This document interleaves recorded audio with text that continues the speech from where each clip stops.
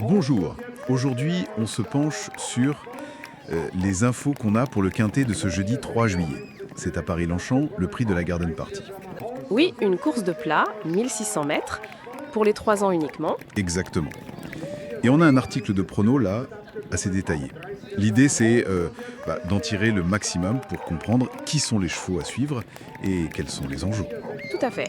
Alors pour situer un peu, on a 16 partants, ce sera sur gazon, terrain jugé bon, ça c'est une info clé. Oui, et c'est un handicap divisé, donc les poids sont ajustés pour essayer de niveler les chances. Départ à 20h15, dotation de 52 800 €.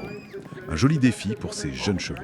Bon, allons-y, les chevaux qui ressortent vraiment, les bases solides d'après nos sources. Élusive Bellardo, le numéro 5. Elle est présentée comme la favorite logique. Oui, logique. Elle a 2 victoires, une bonne 4e place récente dans un quintet et la corde numéro 1. Ça c'est important sur ce tracé, non? C'est tout à l'intérieur. Ah oui, la corde 1 sur 1600 mètres à Longchamp, c'est souvent un plus. Ça permet d'économiser du chemin si le jockey gère bien. Et c'est Maxime Guillan qui la monte. 57,5 kg. Voilà, donc un jockey de premier plan, une bonne corde, une forme récente. C'est une candidature très solide, c'est vrai? Et face à elle, on met en avant Apogeo, le numéro 2. Christophe Soumillon dessus. Lui, c'est la régularité même. Jamais plus loin que 3e cette année. Impressionnant, oui. Et point important, il a déjà battu Élusive Bellardo il n'y a pas si longtemps. Il portera 58 kilos. Alors, comment on explique ça? Le poids, justement. Exactement. C'est tout le principe du handicap. Comme il l'a battu, le handicapeur lui met plus de poids pour, en théorie, équilibrer leurs chances cette fois. C'est ça, l'idée. D'accord. Et avec Soumillon, qui est un maître tacticien. C'est de là, Apogeo et Élusive Bellardo, vu que le terrain et la distance leur vont bien, ils forment un duo de favoris assez clair. Ok, alors qui pourrait venir jouer les troubles fêtes? L'article mentionne Golden Brown, le 13. Un outsider qui vient d'une écurie réputée, celle de Rouget. Ah oui, bonne provenance. Et surtout, un poids très léger, 55 kilos. Ça peut aider ça, non? Avec Antoine Lemaître. Carrément. Un petit poids comme ça, pour un 3 ans qui a peut-être encore une marge de progression, c'est intéressant. Dans ce type de course à Longchamp, on a déjà vu des petits poids créer de grosses surprises. Faut voir s'il a le niveau du lot, mais le poids est un vrai atout. Autre cheval cité, El Pequeño, le 9, Stéphane Pasquier. Il reste sur 2 podiums en quintet, donc la forme est là. Oui, la forme est indéniable. Mais il a tiré la corde 16. Tout à l'extérieur. C'est un gros problème, ça. C'est un vrai défi, oui. La corde 16 à Longchamp sur le mile, ça oblige à faire un effort soit tout de suite pour se placer, soit en restant en dehors dans les virages. Ça complique la tâche, c'est sûr. Pasquier va devoir être inspiré. Ok. Mais bon, la forme récente, c'est quand même un argument qui peut parfois faire oublier un mauvais numéro. C'est pas rédhibitoire, mais c'est un vrai moins. Et puis on a Nargis, le numéro 14, une pouliche qui progresse apparemment.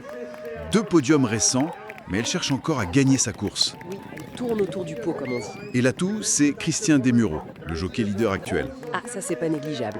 Avoir le jockey en forme du moment, ça peut faire la différence, surtout avec une pouliche qui semble proche de sa course. Elle pourrait bien trouver son jour. Même si, le fait qu'elle n'ait pas encore gagné incite à une petite réserve. C'est un outsider crédible, voilà. Intéressant. Et pour ceux qui aiment les sensations fortes, les tocards, l'article parle de Pastis, le numéro 1, désigné comme le tocard de choix. Ah, le tocard de choix, j'aime bien l'expression. Elle porte le plus gros poids, 59 kilos. C'est beaucoup, mais elle vient de faire une super 2e place et c'est la plus expérimentée. Michael Barzalona la monte. Alors là, c'est le dilemme typique. 59 kilos pour un 3 ans dans un handicap comme ça, c'est très lourd, vraiment. Mais d'un autre côté, la forme est là, la 2e place est bonne et l'expérience, ça compte. C'est un pari osé, quoi. Gros risque, mais potentiellement gros gain. Et on cite aussi Senwood, le 3, Fabrice Véron. 5 podiums en 8 courses, c'est pas mal du tout. Non, c'est un bon ratio. Mais, attention, c'est une rentrée.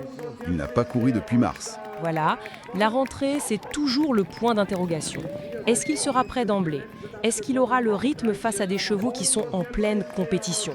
Sa qualité est là, c'est sûr, mais l'absence, ça tempère l'enthousiasme. Bien noté. Alors si on essaye de résumer les pronostics de nos sources, la sélection principale qui ressort, c'est 5, 2, 13, 14.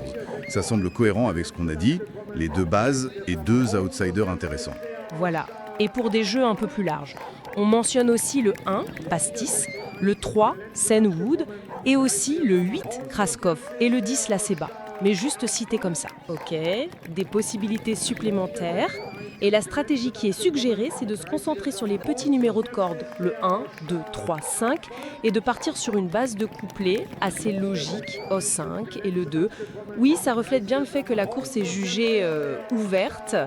Le système de handicap a, semble-t-il, bien fonctionné pour rapprocher les chances. On a ses favoris assez clairs, des outsiders avec des arguments sérieux, et puis ses tocards potentiels. C'est ce mélange qui rend la course attractive pour les parieurs qui cherchent un peu de valeur, comme on dit, mais prudence quand même. Donc en résumé, ce prix de la Garden Party, ça s'annonce comme un quintet très disputé. Elusive Bellardo 5 et Apogeo 2 sont les points d'appui logiques. Mais attention, la course est loin d'être faite, avec des chevaux comme Golden Brown 13, El Pequeño 9, Nargis 14 qui peuvent venir brouiller les cartes, sans oublier les surprises possibles avec Pastis 1 ou Senwood, si tout se passe bien pour eux. Exactement. Tout à fait. Et puis, ça nous amène peut-être à une dernière réflexion, non Au-delà des chiffres, des lignes, des pronostics basés sur le passé, une course comme celle-ci, ça nous rappelle surtout la part d'incertitude du turf, quoi. Oui, toujours. Comment est-ce qu'une simple décision tactique d'un jockey en course, ou alors un petit changement de l'état du terrain à la dernière minute, comment ça pourrait venir tout chambouler et mettre à mal toutes les analyses, même les plus fines. C'est ça qui est fascinant finalement, cette complexité.